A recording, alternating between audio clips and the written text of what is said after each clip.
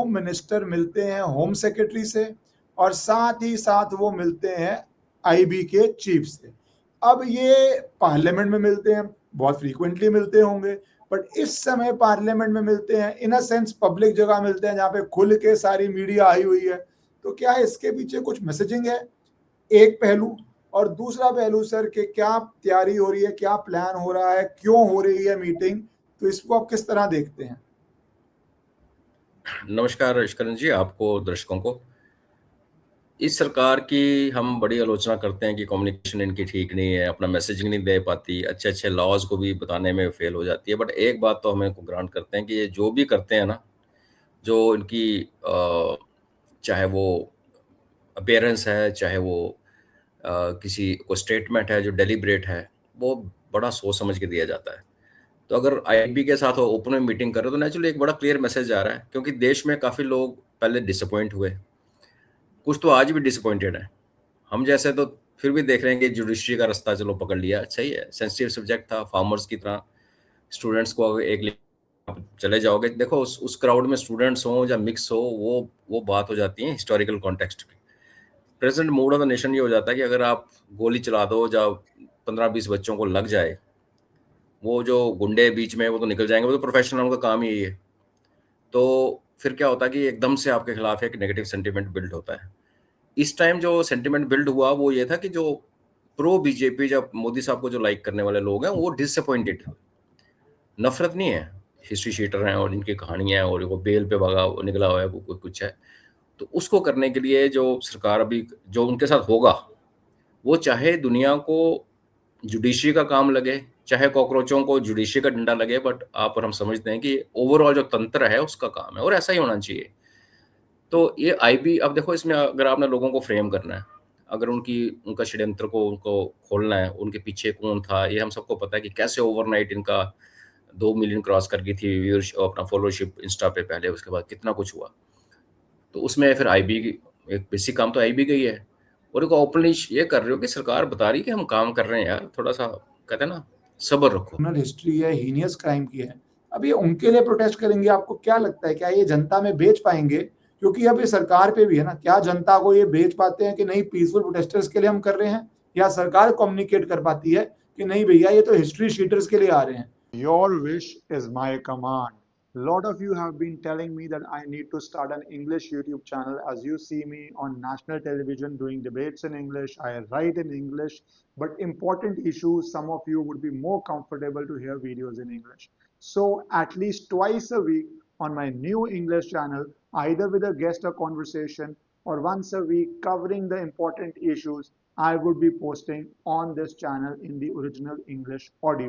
I may also put certain AI videos in English with translation so that you can get that experience also. So please shower your love there, your support there, and join this English YouTube channel. Thank you so much. So what don't you think communication का ये challenge भी है और opportunity भी है?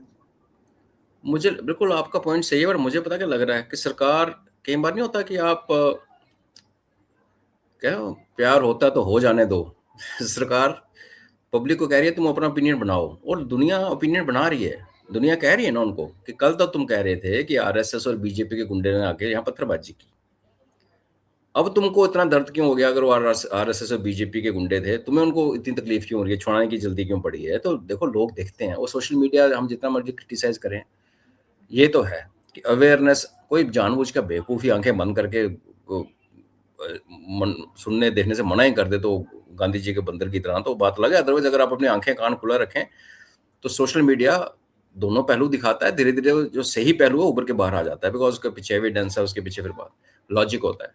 तो अभी जैसे नॉर्मल लोग यही अच्छी बातों बातों में, मैं यहाँ पे अभी अपने गांव में हूँ, यहाँ कुछ छोटे मोटे हमारा कुछ सेरेमनी चल रही है, तो लोग आ रहे हैं जा रहे हैं, बात हो रही है कि भाई अगर ये तुम्हारा एज पर यू वो सरकार ने अंदर डाले थे तुम्हारा एजुटेशन खराब करने के लिए, तो तुम्हें क्या तकलीफ है?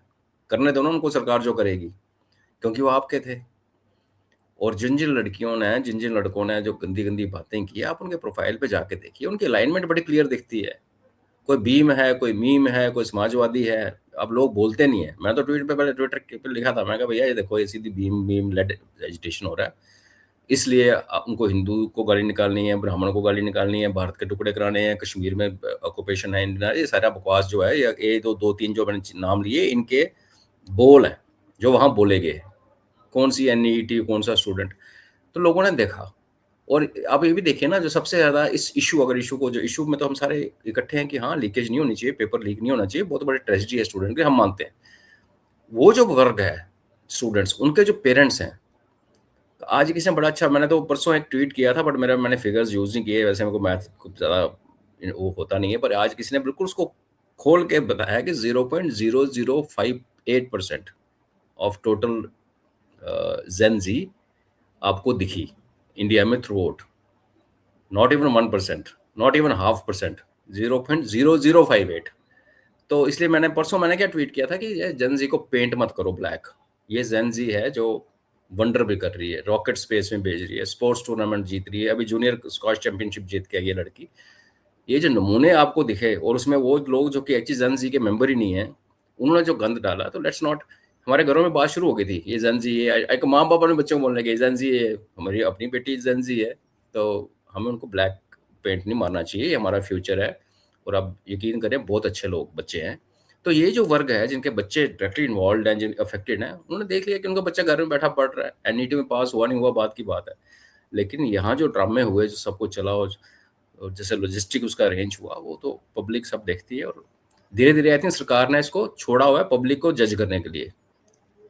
मुझे लगता नहीं सरकार कम्युनिकेशन नहीं कर रही हमारे साथ, राज्यसभा में बात हो रही है, लेकिन ओपन आपको देखना, वो एक उसका पर सर क्या इसका रिस्क नहीं है कि अगर आप नहीं जाएंगे तो इट कैन बैकफायर ऑल्सो? को एक तरह तो बैकफायर हुआ, आपने इसको शुरू में अंडर एस्टिमेट किया, बाद में कैचअप किया, और जो आप रीजन दे रहे हैं कि वहां पे 1% जेन्युइन स्टूडेंट्स का था, इस पे मुझे नहीं था कोई डाउट कर रहा है। वो परसेंटेज क्या था वो तो आप और मैं सर बहुत डिफिकल्ट टू असेस है, 15% था या 50 था या 60 था या 10 था, तो था। तो पर ये रिस्क नहीं होता अगर कम्युनिकेट नहीं करेंगे तो rumours can spread faster and faster. और वो अब ये प्रोटेस्ट कर रहे हैं हिस्ट्री शीटर के लिए, पर क्या ये कन्विंस कर पाएंगे लीडरशिप आम जनता को, जेनजी को, कि नहीं नहीं नहीं हम तो पीसफुल प्रोटेस्टर्स के लिए कर रहे हैं? कोर्ट का ऑर्डर साफ है, पर कितने लोग समझते हैं कोर्ट के ऑर्डर को?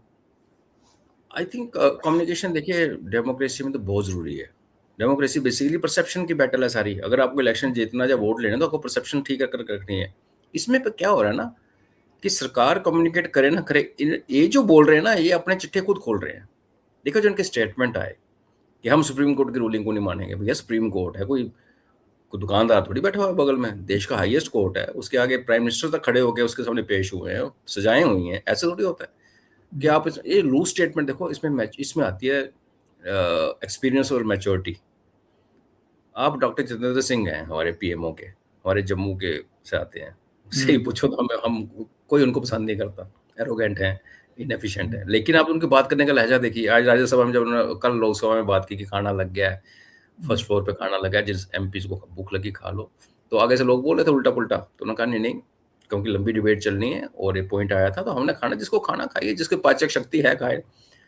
तो ठंडे होके ऐसे आराम से बात करना, इसके लिए बहुत मैच्योरिटी, और वो अंदर जितना मर्जी गुस्सा हो जाए, वो जिस बात आप खाने के लिए बोल रहे हो, आगे लोग आपको ताने मार रहे हैं, तो गुस्सा तो आएगा, पर देखो उनको किसा ठंडे से रह गए। तो ये मैच्योरिटी, ये दिपके फिपके को 15-20 साल बाद आएगी।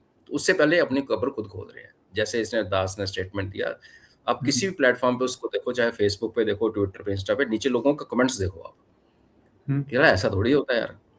तो ये तो नहीं मैं कहूँगा कि 100% लोग इनका जो एक्सपोज हो रहा है अपने आप को देख रहे हैं, बट 70-80% भी अगर ये लोग समझ रहे हैं, आई थिंक तो सरकार से ठंडी बैठी हुई है। सरकार की तरफ से आपको अग्रेसिव कम्युनिकेशन इस बार नहीं आ रही। अजीत डोभाल जी भी संसद पहुंच जाते हैं आज या कल शाम को, क्या है बड़ी वजह?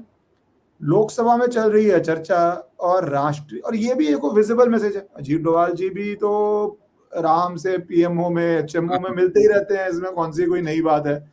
बट जब आप इस समय जाते हैं तो कल रात को ये, आज ये, क्या देख रहे हैं? ये अजीत डोभाल की एंट्री किसको मैसेज है?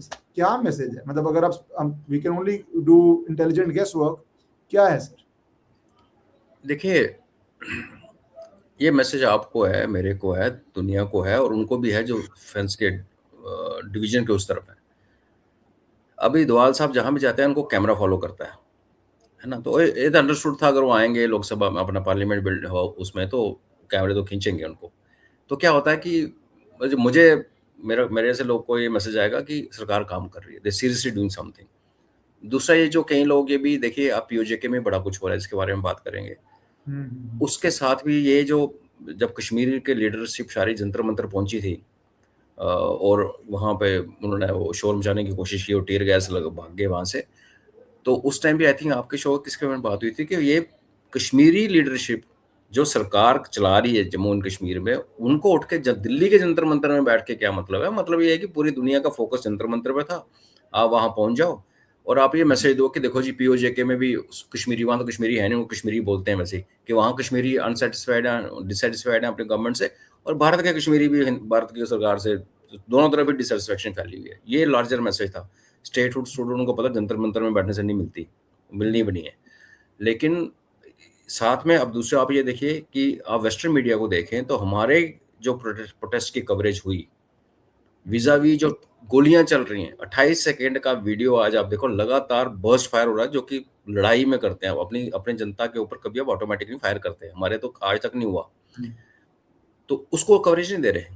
मीरपुर में डेड बॉडीज पड़ी हुई हैं और बाइक्स टूटी पड़ी हैं, 12-13 डेड बॉडीज पड़ी हैं, नो बडीज बॉदर्ड। ये बात वेस्टर्न मीडिया ने 71 में भी की थी। तो डोभाल साहब की जो रिस्पॉन्सिबिलिटी है वो सिर्फ अंदर आईबी का मेन रोल है, लेकिन डोभाल साहब वो आईबी को भी देखते हैं, वो आरएनडब्ल्यू को देखते हैं, वो हमारी जो मिलिट्री की इंटेलिजेंस की आउटपुट है उसको, वो भी उनके पास जाके पहुंचती है टेबल पे। तो एक लार्जर जो उनका रोल है इंटेलिजेंस नेटवर्क में और उस पर एडवाइस करने, सिक्योरिटी नेटवर्क में, तो ये रीअश्योरिंग भी है कि सरकार ठप नहीं होगी कि जस्ट बिकॉज कॉकरोच आ गए, ये हो गया और हमने वहाँ पे थोड़ा सा बात कर ली, नड्डा साहब को बुलाओ थोड़ा सा कर लो, उसके बाद सरकार बिल्कुल ही ये चैम्बर में छुप के लॉक करके बैठ गई। नहीं, सरकार काम कर रही है। वो सरकार, इन लोगों से मिलना, ये वो लोग होते हैं जिन पे जो नॉन पॉलिटिकल लोग हैं।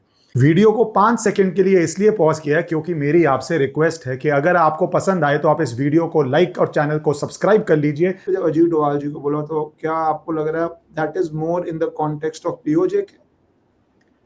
No, POJK certainly, but it is because आपको पता है सीजेपी का जो कॉन्स्पिरेसी भारत के खिलाफ है, भारत के अंदर नहीं बनी है। इसके तो इंटरनेशनल रेमिफिकेशन है ना। सीजेपी के पीछे इंटरनेशनल माफिया, उसको आप डीप स्टेट के नाम से कह लो, उसको आप सीआईए मान के कह लो, कुछ भी कह लो। आप देखो, आप इंस्टाग्राम तो ऑफकोर्स आप यूजर हो, आपकी एडवाइस सुन के हम लोग भी वहां पहुंच गए। पहले अकाउंट पड़ा हुआ था, खाली पड़ा सारे फॉलो भी कीजिए। सॉरी मैं इंटरप्ट कर रहा हूँ सर, उसको ट्वीट भी कीजिए लिंक को ना, कि इंस्टाग्राम के लिंक को के लोग ट्विटर पे या कहीं पे जाके पहुंच पाए। सर प्रमोशन भी बहुत जरूरी है अकाउंट की। एब्सोल्युटली। तो आपको पता है कि अगर आपने 2 मिलियन व्यूज, अगर फॉलोअर्स अगर जनरेट करने हैं, बॉट्स मिला के, पाकिस्तानी मिला के, बांग्लादेशी मिला के, तो किस किस्म की इन्वेस्टमेंट और किस किस्म की टिंकरिंग करनी पड़ती है सिस्टम के साथ। तो आपको क्या लगता है, दीपके जो अनएम्प्लॉयड था, 6 महीने से नौकरी नहीं मिल रही थी और वहां से बड़ी मुश्किल से यहाँ पहुंचा है, एज पर हिम टिकट के पैसे जुगाड़े, उसमें इतना हो गया कि वो एक अवतार पैदा हो गया रातों रात, कि ये सारा इसे पार्ट ऑफ लार्जर कॉन्स्पिरेसी, जिसकी वही मैं कह रहा हूँ, उसकी रिस्पॉन्सिबिलिटी एनएसए साहब की है। अंदर की पूरी आईबी देखती है और हमारी आरएनडब्ल्यू अंदर भी देखती है, बाहर भी देखती है, बाहर मेन काम है। लेकिन पीओजेके ऑफ कोर्स, क्योंकि देखिए किसका तंत्र कहाँ जुड़ा हुआ ना, इसका एक्चुअली हमें नहीं पता चलता ऊपर से, कौन सी लॉजिस्टिक्स। 4 कंट्री, आज नॉर्वे में भी एजिटेशन चल रहा है, पता चले कि वहाँ जो किसान मोबिलाइज कर रखे हैं और हमारे यहाँ पे जो किसान भाई शंभू बॉर्डर पे पहुंचे थे, उनके पीछे जो किसानों को मोटिवेट करके चलाने वाली कोई एक ही माँ बैठी है कहीं तीसरे कंट्री में। तो इसलिए आई थिंक अजीत डोभाल जी का वहाँ आना, वो लार्जर, मैं इसलिए कह रहा हूँ, लार्जर जो पर्सपेक्टिव है सरकार को देते हैं, समझाते हैं। तो पीओजेके भी उसमें हो सकता है, बट और भी बड़ा हो सकता है। मैं पीओजेके पे आता हूँ। 20 डेड इंक्लूडिंग, आपका ही ट्वीट डाल रहा हूँ, including the brother of JK Jack, chairman POJK declares AJK as POK. इसके साथ सर एक वीडियो और जरूरी है जहाँ पे लोग वहाँ पे इतनी बुरी तरह रो रहे हैं कि हमारे भाइयों को क्या तमाशा है ये। आप हमारे पैसों पे पलते हैं, ये गोलियां हमारे टैक्स के पैसे से खरीदते हैं, हमें मार रहे हो, ये क्या कर रहे हो। इंटरनेशनल मीडिया, भाई सारी दुनिया, ह्यूमन राइट ऑर्गेनाइजेशन, कहाँ मर गए आप सब लोग। देखिए वहाँ पे क्या हो रहा है, आपको पता ही है, जो एजिटेशन चल रहा है, अपने राइट्स मांग रहे हैं। आज से पहले अगला पिछले 5 साल की हिस्ट्री देखें तो पीओजेके में उनके राइट वो क्या एजिटेशन कर रहे थे कि हमारी बिजली सस्ती करो, हमारे यहाँ बिजली पैदा करते हो, हमसे 50 रुपये यूनिट लेते हो, जबकि प्रोडक्शन कॉस्ट 3 रुपये है। तो फिर पिछले एजिटेशन में पाकिस्तान गवर्नमेंट ने घुटने टेके, बोला ठीक है, उनको 6 की 7 रुपये का रेट फिक्स किया। फिर उनके और बड़े इश्यूज हैं। एक्चुअली पीओजेके जो आज़ाद कश्मीर जिसको ये कहते हैं, वहाँ पे बाहर वाले लोग सेटल नहीं हो सकते। उन्होंने वो जम्मू एंड कश्मीर जैसे हमारा 370 था उस किस्म का माहौल उन्होंने बना के रखा था, बिकॉज वो जो रिवायत है कि बाहर वाले नहीं आए, वो महाराजा हरि सिंह के टाइम पे स्टार्ट हुई थी। उसके पीछे एक लंबी कहानी है। तो वो उस टाइम जस्टिफाइड था, बिकॉज काफ़ी सारा इन्वेजन हो रहा था जम्मू एंड कश्मीर स्टेट का, बाहर से लोग आ रहे थे, खूबसूरत जगह थी, टूरिस्ट आता था। 18वीं सेंचुरी में भी कश्मीर में टूरिस्ट आता था। तो सडनली पंजाब और बाकी जो पैसे वाले लोग थे ना, ये खास करके पंजाब जो भी पाकिस्तान में है, जिसमें मुस्लिम्स जो ट्रेडर, वो उन्होंने कश्मीर में आके ज़मीनें खरीदनी शुरू कर दी। तो उनको बचाने के लिए जो महाराजा हरि सिंह ने किया था, उसके बाद फिर उसी को एक्सटेंड करके 370 में कन्वर्ट किया इन्होंने। तो वैसे वाला वहाँ पे भी था, लेकिन वहाँ जो मैंने आई थिंक आपके प्रोग्राम में बताया था कि उनकी 53 सीट्स हैं। 53 सीट्स में से 12 सीट्स का जो इलेक्शन होता है वो पीओजेके के बाहर होता है, इस्लामाबाद में, कराची में। वो बेसिकली आईएसआई अपनी मर्जी से वहाँ पे डिक्लेयर करती है किसको। आपको 53 सीट्स में से 12 तो निकल गई, बची 41। उसमें से 5 सीट जो होते हैं, वो जो जब सीट इलेक्शन वगैरह हो जाता है, गवर्नमेंट बन जाती है, उनका प्रेसिडेंट इलेक्ट होता है, वो नॉमिनेट करता है। तो वो भी वही नॉमिनेट करेगा, प्रेसिडेंट वही चुना जाएगा जो आईएसआई का। तो 17 सीट्स तो आपने खा ली। तो इसके ऊपर में जो अभी प्रेजेंट एजिटेशन है, वो कहते हैं कि हमारे पूरी वोटिंग यहाँ, पूरी दुनिया में रिवाज है, आप जहाँ पे भी हो आप वहीं पे वोट करते हो ना। अपना अगर जम्मू कश्मीर के इलेक्शन है तो जम्मू में आके करोगे ना वोट आप। अगर बाहर हो तो पोस्टल बैलेट यूज करो, कुछ करो। बट ये थोड़ी कि आप 12 सीट्स बोलो बाहर के इलेक्शन ही बाहर होंगे। तो आप इमेजिन कीजिए, अगर आप उसमें कैंडिडेट है तो आप कहाँ जाओगे कैंपेन करने? लाहौर में जाके कैंपेन करोगे पीओजेके के इशू को लेके। तो वो उस पर शुरू हुआ। ये जो 20 का मैंने फिगर दिया था, ये कल का फिगर है। क्यों? परसों यहाँ पे इलेक्शंस का पहला फेज था, मीरपुर एरिया में 13 सीट्स का इलेक्शंस हुआ, 5.6% पोलिंग हुई। 5.6 तो 5.6 का मतलब ये है कि जो पोलिंग ऑफिसर था उसने खुद ही ठुपे मार के उन्होंने थोड़े डाल दिए। उसके बाद जो एजिटेशन भड़का, तो इन्होंने 28 सेकेंड लगातार फायरिंग की ऑटोमेटिक वेपन के साथ भीड़ के ऊपर, जिसमें 20 मारे गए और जख्मी कितने में कुछ पता नहीं।